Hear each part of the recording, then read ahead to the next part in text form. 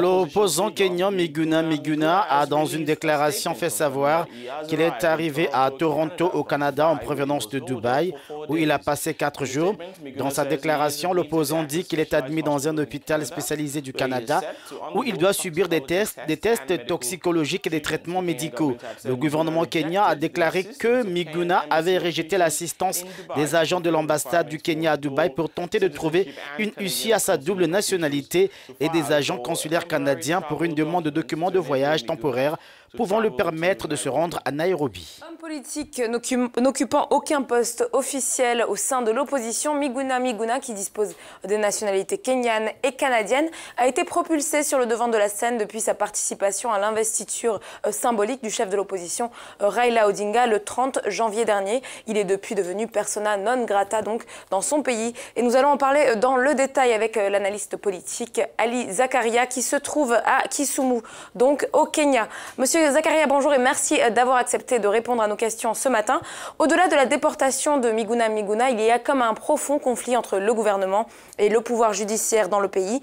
Que peut-il faire finalement Miguna Miguna pour être respecté en tant que partenaire du gouvernement à votre avis?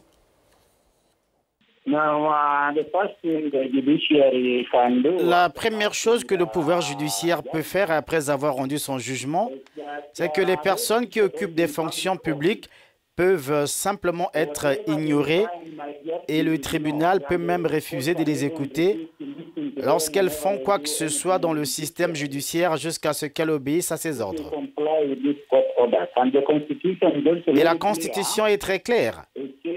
Elle stipule qu'une fois que vous êtes reconnu coupable d'une infraction criminelle, vous devez quitter les fonctions publiques. La loi est toujours de son côté et vous voyez, personne n'est au-dessus de la loi. L'avantage du président est qu'il ne peut être poursuivi en justice tant qu'il est encore en fonction. Mais toutes les autres personnes peuvent l'être et doivent se confirmer à l'ordonnance du tribunal.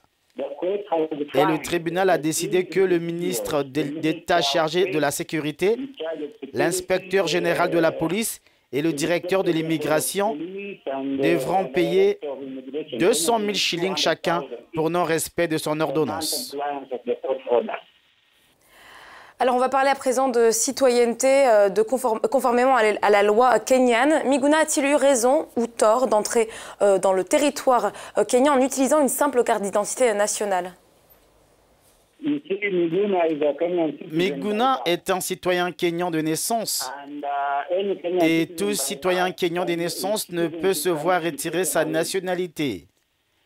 Et en premier lieu, c'est le gouvernement kenyan qui lui a fourni un passeport kenyan. Et lorsqu'il revenait, il y avait une ordonnance du tribunal exigeant qu'il revienne. Ce que le gouvernement aurait dû faire, c'est de lui permettre d'entrer et de contrôler son passeport et en cas de problème, décider de le poursuivre en justice. Miguna avait raison en tant que personne lorsqu'il est arrivé. C'est un citoyen kenyan et notre constitution permet la double nationalité.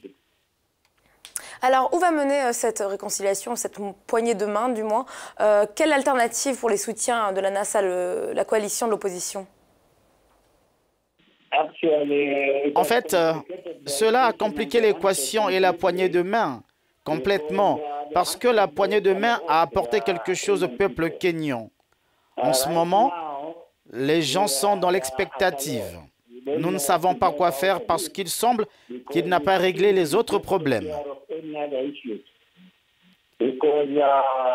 Raila était à Kisumu et il nous a dit que lorsque Miguna reviendra, il sera bien accueilli, mais cela ne s'est pas produit.